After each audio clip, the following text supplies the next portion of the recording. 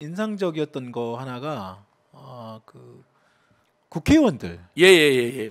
7분. 그러니까 이제 민영배 의원은 이제 무소속으로 무소속까지 나왔으니까 해서 민주당은 6명, 그다음 민영배 의원 무소속 1명 포함해서 야당 의원들 이제 7명이 단상에 올라와 가지고 얘기를 했습니다. 물론 안민석 의원은 워낙에 또 과거 네, 2010년에도 최순실 국정농단 때도 아마 그런 게 했었기도 했고 그 7명의 국회의원들의 이날 그 저 지금 화면에 보십니다. 단상에 올라와서 이제 7명이 올라온 건 처음이죠. 예, 7명이 올라온 건 처음입니다. 처음이고 예. 그 이후에 이제 또 반응이 되게 또 대통령실과 국민의힘의 반응이 또 아주 또 아주 날선 네. 또 그러게요. 전도 이렇게 바로 이렇게 또 그 이거에 대해 또 그 비판적인 논평이 나올 줄은 솔직히 잘 몰랐는데 예. 일요일 날 집회를 키워주시더라고요. 그러니까요. 홍보도 해주시고. 국민의힘과 대통령실이 이번 집회를 더욱 더 어떻게 더 키워준 꼴이 되지 않았나 맞습니다. 생각이 드는데 어떻게 보셨? 그쪽에서는 이번 11월 19일 집회 하이라이트 중에 하나죠. 의원님이 저도 나오네. 쑥스럽습니다. 의원들 7분이 그 전에는 이제 강민정 의원은 김건희 특검, 그러니까 교육 사기 사건, 그걸로 그렇죠. 그냥 실무적인 발언 2번 하셨었어요. 네. 제가 뭐 수백 명, 수천 명 모일 때 당시에. 네네네. 근데 퇴진을 본격적으로 내걸고 집회를 하고 바이든으로 들리는 사람 다 모이라 해서 처음으로 3, 4만 명 모이고 난 다음에 대규모 때 김용민 의원님이 이제 김용민 의원 2번 발언해 주셔서 네. 그때는 이제 당 안에서도 굳이 왜 거기까지 갔냐는 분도 있었죠. 네. 그러니까 민주당이 지금도 민주당의 일부 그룹은 역풍 분다고 하는데 네. 그리고 의원들이 나설 자리 아니라 그 사람은 정치 진짜 잘 모르는 겁니다. 이미 7, 80% 국민들이 윤석열을 버렸는데 무슨 역풍이 붑니까? 네. 정확히 70대 어르신이나 60대 어르신들 일부 제외하면 지금 해외 여론조사 기관에서도 16%, 기자들 조사에서는 뭐 10% 초반. 그 다음에 그 60대 70대 어르신들 제외하고도 한참 경제 활동하고 그 우리 국민들의 여론을 이끌어가는 30, 40, 50 부모님들을 모시고 자식 챙기는 이 세대에서는 10에서 20%도 안 되거든요. 네. 근데 무슨 역풍이 봅니까? 그리고 아니 국회의원이 국회 안에서만 정치를 하는 법이 어디 있습니까? 네. 헌법에도 써져 있지 않고 법률에도 없습니다. 네. 국회 안에 주로 주력을 해야 되지만 당연히 생활 현장, 민생 현장, 민중의 함성 현장에 와서 들어봐야죠. 시민들과 그리고 또 소통해야죠. 시민들이 요구하면 발언도 할 수 있죠. 그걸 김건희를 실무적으로 하던 아니면 정말 윤석열에 대한 총체적인 비판에서 규탄만 하더라도 꼭 퇴진까지 이야기 안 한다더라도 네. 정치인들이 신중한 것까지 우리가 이해한다니까. 그렇지만 김용민 의원처럼 이건 규탄을 넘어서 퇴진 사유가 발생했다. 날마다 민주주의와 민생을 그래서 김용민이 뭐 윤석열의 8대 제약 이런 것도 우리 오마이TV 나오고 그랬는데 네. 할 수 있죠. 아니, 헌법기관이. 헌법기관 각 예. 그 국회의원은 자신의 어떤 헌법기관으로서 자신의 어떤 철학과 소신에 따른 발언을까지도 대통령 그걸 뭐라 헌법기 아니라 국회의원도 헌법기관인데 그럼요. 네. 그리고 5년 임기를 보장한다는 것은 최대 정말 저는 이 국민의힘당이나 이 조중동 논리가 웃긴 게 네. 퇴진을 주장하면 헌정 중단이라고 헌정 무슨 중단. 쿠데타 세력이라는데 네. 니들이 바로 군사 정권 맨날 쿠데타 저지른 자들이고 그 후예들이고 2010년대 박근혜 퇴진했지만 무슨 헌정이 중단되었습니까? 네. 오히려 헌법재판소에서 탄핵을 가경하면서 헌정 질서를 유린하는 자라면 대통령이라도 중간에 끌어내릴 수 있다. 4.19 혁명 때처럼 네. 오히려 헌정이 더 풍성해지는 계기가 되죠. 네. 우리가 뭐 가서 무슨 폭력적으로 끌어내기를 했습니까? 오로지 23번의 평화로운 집회와 6개월 동안의 대항쟁, 네. 국회의 합법적인 탄핵 가결, 그렇습니다. 헌법에 명시되어 있는 대로 법적인 3분의 2. 절차에서, 네. 그다음에 그것이 헌재로 와서 네. 역시 헌재에서도 헌법재판관들이나 대법관이 얼마나 보수적인 사람들입니까? 그다음에 박근혜가 임명한 극우 성향의 헌법재판관도 있었는데 네. 만장일치. 얼마나 이 아름다운 헌정 질서입니까? 근데 임기를 중단하라는 게 헌정 질서 중단이는데 그건 전혀 헌법이 못하는 것이고요. 그래서 삼척동자가 쓴 글에도 이렇게 나와 있어요. 임기 5년 보장은 5년 이상 절대 하지 말한 거다. 박정희 때문에 네. 전두환이가 7년 한 것 때문에 너무 국민이 피폐했기 때문에 5년 이상은 절대 하지 말란 말이고 그 안에 못하면 끌어내릴 수도 있다는 의미가 있는 거다. 그건 당연히 주권자들의 권리이다. 5년 한 번을 보장해 주는 네, 것뿐이지. 5년 한 번을 최대 5년 네, 이상 보장. 하지 못하게 한 거지. 네. 5년을 무조건 다 채워라는 의미는 아니라는 거예요. 실제 그렇잖아요. 그러면 만약에 그 사람이 대통령이 진짜 일신상의 사유로 사임을 하고 싶어 강제로 5년 해야 되나요? 본인이 예를 들면 저는 임기를 단축하고 뭐 4년 중임제 개헌으로 네. 물러갑니다. 그러니까요. 제가 한 2년 해보니까 저는 대통령감이 너무 아닙니다. 제가 대통령 계속하는 게 국민의 너무 큰 신뢰입니다. 이런 대통령이 있을 있잖아요. 꼭 윤석열이 그랬으면 좋겠지만 아이고. 윤석열이 아니다 하더라도 나중에는 그럴 수 있잖아요. 네. 국민의 높은 인기를 갖고 해봤는데 네. 도저히 본인이 뭐 건강상의 이유라 5년 내내 해야 됩니까? 아니잖아요. 네. 근데 그런 본인의 느낌보다 판단은 더 중요한 게 국민의 판단이거든요. 도저히 안 되겠어. 나도 속고 국민도 속았어. 이거 이준석이 한 말 아닙니까? 심지어. 네. 그럼 내려올 수 있는 거죠. 그럼 국회의원 그래서 하겠다고? 그래서 퇴진을 요구하는 거잖아요. 예. 지금. 네? 알아서 퇴진하시라. 알아서. 그러니까 정확히는 지금은 백낙천 선생님이 우리 오마이TV에서 인터뷰한 네. 것처럼 퇴진을 권고하고 있는 거죠. 우리 국민들이. 진짜 권고하고 있는 지금 거죠. 물리적으로 끌어낼 수는 없기 때문에 타도는 안 되기 때문에. 근데 이 분노가 계속 커지면 이제 퇴진 그렇죠. 권고가 이제 실제적으로 이제 비폭력이긴 하지만 대통령 임무실을 계속 요구하면서 내려와 그리고 이제 이렇게 또 될 수도 있고 그러면 국회가 탄핵으로 하다 볼 가능성이 높아지는 거죠. 지금 국민의힘당 내에서도 윤석열 규탄설이 늘어나고 있습니다.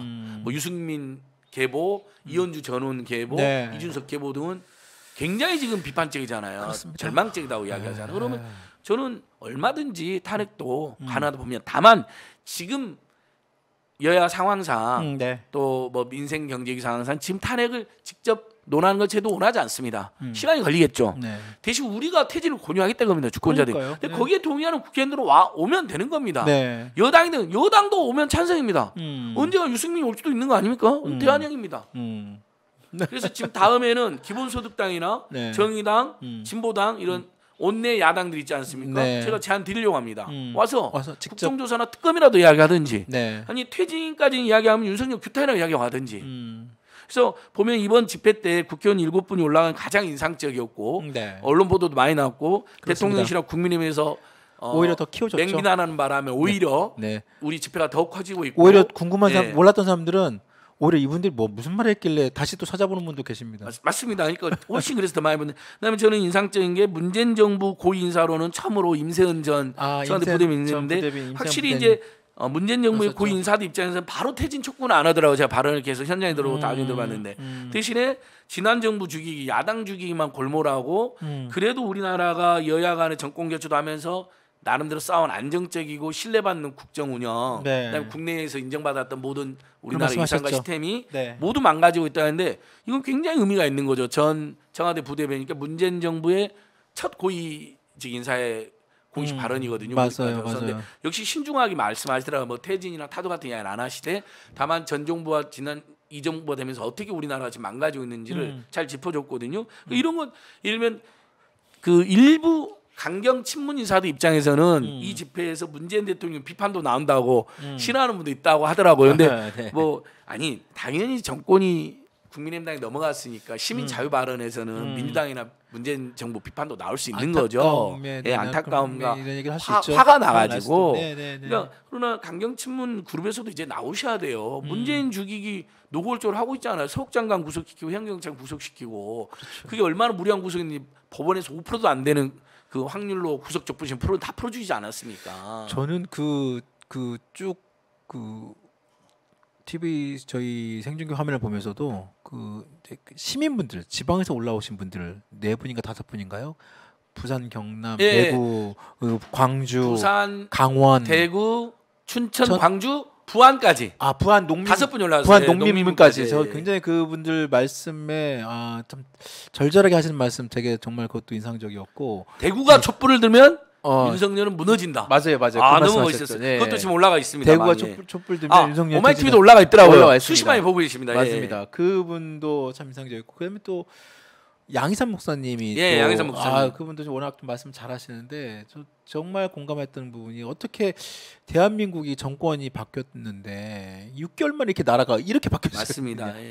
6개월 만에 어떻게 이렇게 부끄러운 나라가 됐으며 정말 그러니까 그게 정말로 일반 시민들 입장에서 보면 그게 꼭 어떤 당파성이나 어떤 자기 어떤 그 정치적인 어떤 뭐 그 위치를 떠나서 일반적인 국민분들이라면 정말 6개월 만에 이게 물론 이제 경제적 전반적인 예. 어떤 그 환경도 어려운 부분도 있습니다만 경제 위기가 우리나라만 있는 게 아니지 않습니까? 지금 그렇습니다. 전 세계적인 어떤 이런 환경 속에서 각자의 거기에 맞는 어떤 그래서 이제 리더십이라는 게 되게 중요하고 그렇습니다. 네.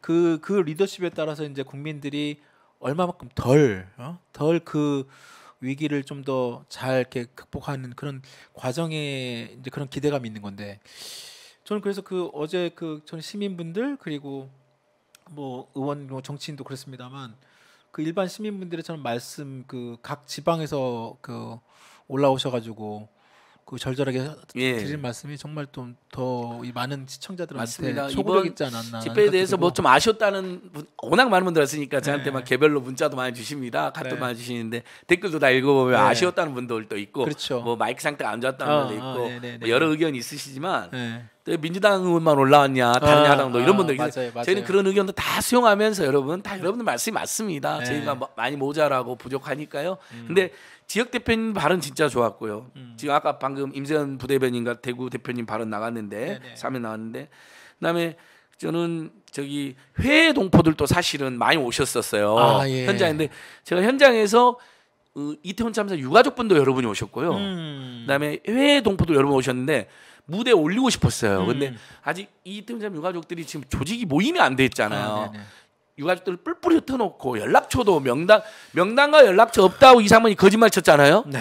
있었다 지금 이미 확보했다는 게 오늘 또 뉴스로 나갔습니다. 나왔죠. 저는 그러니까 입만 열면 거짓말이에요. 여러분 제가 오죽하면 세상에 무능무지 거짓말. 조국 장관이 이제 회에서는 무속 이제 무속도 넣어야죠.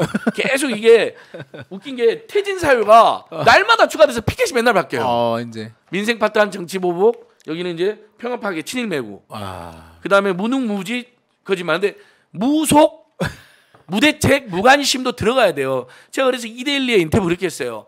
사람들은 퇴진 사유를 여러 개 들잖아요. 네. 이번에는 언론 탄압도 많이 나왔어요. MBC 탄압, TBS 죽이기, YTN 민영화도 이야기 많이 나왔어요. 네. 근데 저는 제일 많이 꼽는 사례는 저는 민생경제연구소이기 때문에 이데일리 인터뷰 저는 이 항쟁이 정치적인 이유도 있지만 경제적인 이유로도 시작됐다. 네, 맞습니다. 고물가, 고유가, 고금리, 고관련, 주가 폭락, 코인 폭락인데 대책이 무관심이고 무대책이고 속수무책이고 거기에 공공력 급등밖에 없다. 저 있잖아요. 잠깐만. 재벌 대기업 네. 감점해주고 있다면. 저는 소장님 지금 말씀하신 거 있잖아요. 처음에는 들었을 때는 너무 빨리 말씀하셔가지고 잘 못 알아듣다가 많이 듣다 보니까 이제 이게 저도 이제 외워지게 됐어요. 그래서 아니 저희 이제 시청자분들도 맞습니다. 네. 좀 말 천천히라고 그러더라고요. 근데 여러분 시간이 없어요.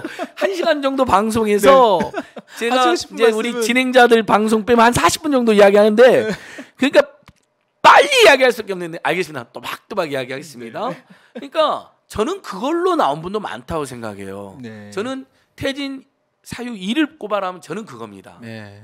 오늘 가계동향도 아까 발표됐다 그랬잖아요. 네. 지금 특히 소득 하위 네. 절반 그러니까 그냥 50%라 하잖아요. 50%. 잘 사는 그 아주 잘 사는 20% 있고 우리가 보통 이렇게 5분위로 나누지만 네.